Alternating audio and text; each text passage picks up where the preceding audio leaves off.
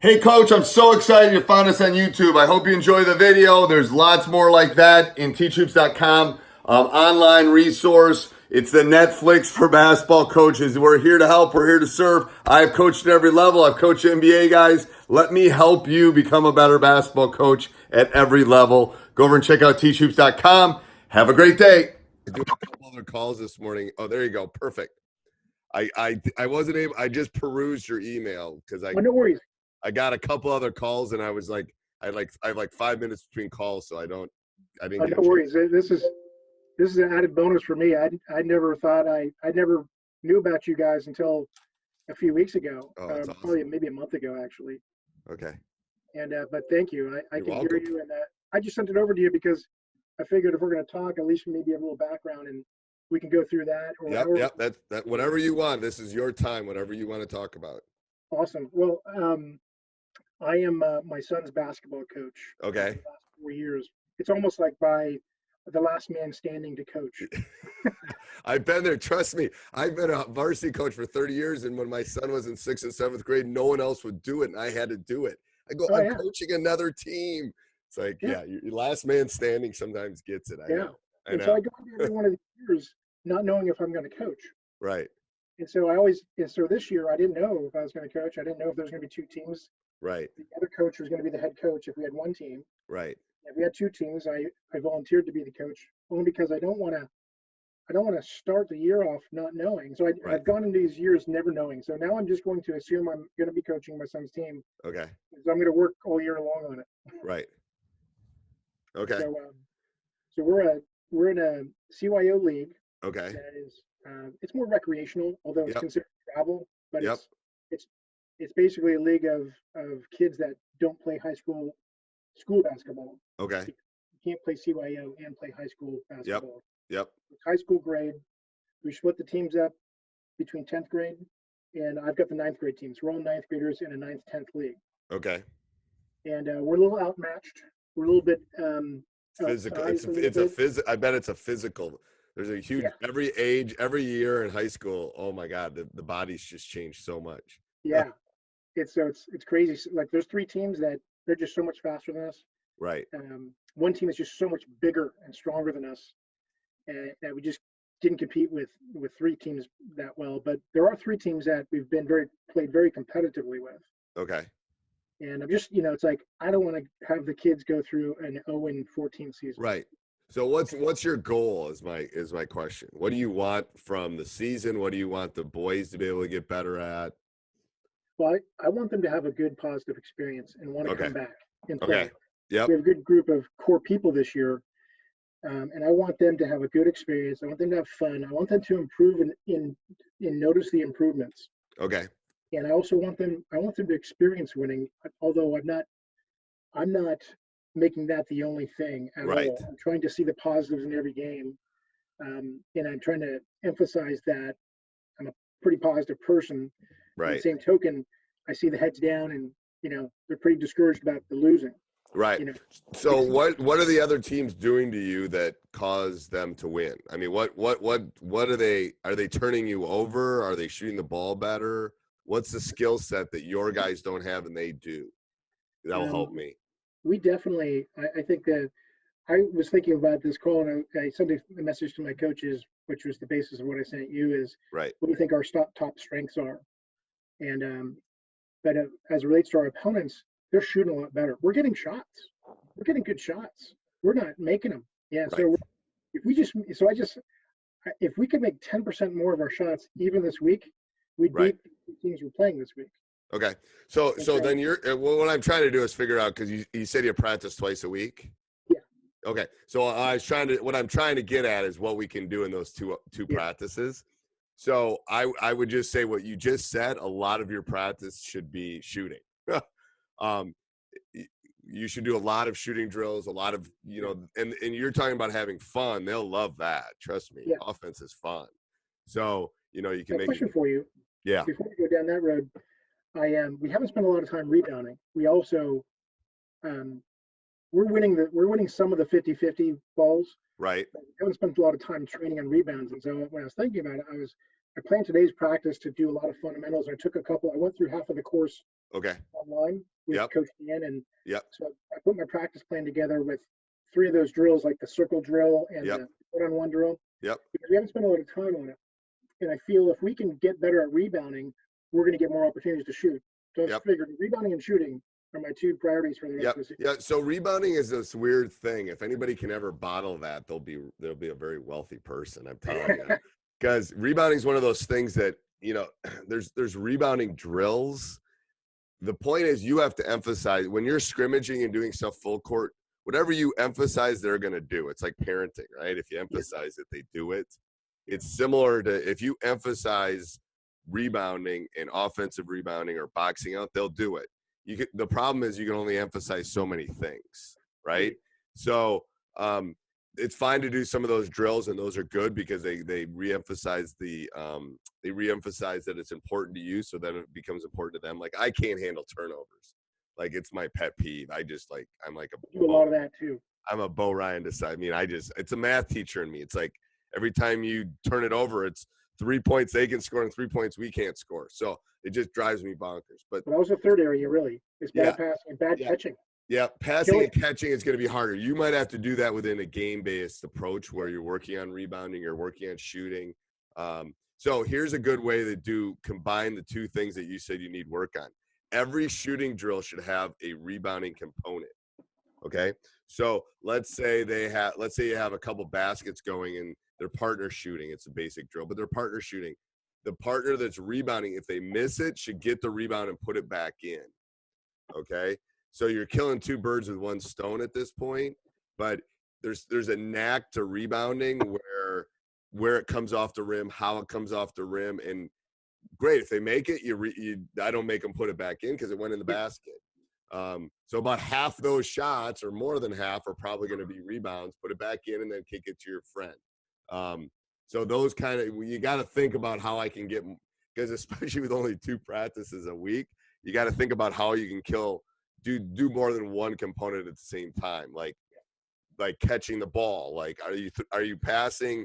So the most basic drill is a rebounder or a shooter, obviously, but you could work on rebounding because if they miss it, you put it in. You can work on your shooting there. Then they can also work on their passing. Are they passing into the pocket? My guys right now with my team, oh my God, they can't pass it. We have shooters, but they're passing it like all over the place. They're not putting it in the pocket. Yeah. So we work on passing. Pocket, you mean right here. Like watch Steph Curry when he catches it, it's in his pocket in a millisecond. He's a human being. He can't shoot faster than I can, but his prep before he shoots it is better than any human beings in the world, probably. Yeah. So are you putting it where they want it? That kind of thing. And then the third thing is you can work on how you catching it. Are you a one-step shooter? Are you a hop? So there's your footwork. There's your not traveling when you catch the ball kind of thing. So all those components, there's 4 things in it, the most basic drill you can probably do, that you have to, walk around and say, hey, make sure you get into the pocket, blah, blah, blah. If they're just doing it, they won't. You have to keep reminding them of those things. But yes. So how's your ball handling? Our dribbling's pretty decent. Okay. Yeah, we've got, some decent ball handlers. My son's the point guard. Okay. I've got 2 twins that came over. I've got kids from 3 different schools. So we've never played all together before. Yep. So our starting 6 to 7 all could handle the ball. And are you as athletic or more athletic than the opponent? No. Okay. I was just trying to find ways to get easy baskets, because if you were, you could pressure them. Well, we are faster than a lot of these teams, and so and I've got a couple guys. I've got 3 guys that can dribble drive, but we just don't finish. We've had we started without an offense, and I've incorporated the triangle. Basic triangle offense, and it's worked. We've been passing in the paint, and even though we were against a 3-2 and getting the ball into the paint, it was really nice to see. Right. But they were just missing. So what kind of, so this is when you're thinking about your practice, what kind of shots are you getting? And those are the kind of shots you should practice. So are you getting shots dribbling to the basket? Or are you getting shots in the paint? Or are you getting kick out threes? What are you getting? We're getting all those. Okay. We're best. We've got a guy that one of my wings. So I'm thinking about moving to power forward. He's our leading scorer, and he's a great rebounder. and he's our fastest guy. And so if we get him in the low post on the right hand side, he just, he scored 16 points in the last game just in the same spot. Right. Laying it up pretty Right. much. Right. And so we get a lot of layups. We've missed a lot of layups. Yeah. We have one guy who can hit threes pretty consistently and another guy who can hit them every once in a while. But so we haven't been very good at threes. Okay. We don't hit a lot of medium jumpers or anything like that. We don't. So so dribble drive's good. Dribble drive's probably the way I would go if they can handle the rock. Yeah. Get them attacking the rim. Hopefully, you get an official that will call some fouls that you can shoot some free throws too. Yeah. So I would do all of those. I think that's good. Yeah. So when you're thinking about your practice, definitely. I mean, the problem is they're not shooting every day. Yeah. So to expect them to be, if they were practicing 5 or 6 days a week, that shot would be coming. But with them only doing it 2 days a week, that's the hard part. So you got to figure out how you can get easy baskets too. Maybe going to the free throw line, maybe a couple. Watch the course on out of bounds plays or something. Maybe a couple out of bounds plays that will work well. So something like that where you got to figure out how to get some easy buckets. Yeah. So are people scoring easily on you? Well, we're playing against everybody. Just camps out in a 2-3 zone in this league or 3-2. Right. And so we've tried man to man. We tried box one. Tried a triangle 2 to take out some of the best. We're just not sophisticated enough to handle it. So we've been camping mostly in a 2-3 because it's easy for my substitutes coming in. It's easy for them knowing where to go. Right. And so we're doing okay defensively. Could you trap out of that? Out of the 2-3? Yeah. Yeah, we haven't been doing a lot of it, but we can. We've got 4 to 6 of our guys are pretty fast and good defensively. That's what I'm saying. I think maybe you have a call where you just trap the first pass or something. It could be as basic as, we'll call it maybe 23 is your 2-3, and then 23X is as soon as that first pass goes, we just double. Because literally people will freak out just because you double once. Maybe just do it once. I mean, it doesn't matter. I mean, you don't have to worry about all the rotations. Yeah. It will work. Awesome. Yeah. We'll try that. Especially kids that aren't only playing practicing twice a week. If you throw something like that at them, holy cow. It'll be fun. Yeah, it will be. And the boys they'll it's easy sell. Because the sell is you do this, we're going to get a layup. Like we're going to turn them over. So then when I do this, I really talk about so you're saying you play a 2-3? Yeah. Okay. So if you're doing this, so hold on. Gotcha. All right. So that's cool. Yeah, I don't have my pad out, so these X's aren't very good. So maybe first pass. So then you got to figure out, you want to take away you can do it 2 ways. If you want to do it really aggressively, you move these guys kind of up, and then you have these 2 double. Like as soon as the ball comes over half court, you just have them double, and then these 3 go for the steal. Okay, that's the first way. That's really easy, and you won't give up many layups doing that or anything. 2 guards will double the ball. Yep. So and then these guys will come up and try to. They'll have started basically here. They'll start higher, maybe at the second hash mark, and then these 2, as soon as someone comes over half court, I just send these 2 at them, and then it doesn't matter where it is. I send these 2 at him. They double him, and then these 3 go for the steal, and then as soon as they pass it out, we're done. Now that's a little bit more aggressive. Less aggressive would be if you're in the 2-3 over here and they go to the corner. I'm guessing they go to the corner a lot. This is an easy double because this guy doubles, okay? This guy comes over and basically has to take the post away, right? This guy's already creeping over because the pass is going to go to one of 3 spots, and then this guy's your safety. So if you double here, right, where does he want to pass it? He wants to pass it there. Take that one away. He wants to pass it here. And then the skip is where this guy's going to get the steal too. Does that make sense? Yeah, it does. I just took a picture of it too. Yeah. I can send you this too. But That's awesome. that's what I would. I mean, I would, if you want to be really aggressive, have the top two guys double. And the thing with any double, basically, let's say I double here and the X's are doubling. The key is tell them there's always, no matter where you double on the court, as long as it's not in the middle, there's always 3 passing lanes, right? Yeah. You have to take those 3 passing lanes away because you're doubling. They can either pass it here, they can pass it here, or they can pass it here. That's the only 3 spots. Now skip it. Oops. I plugged myself. Come on.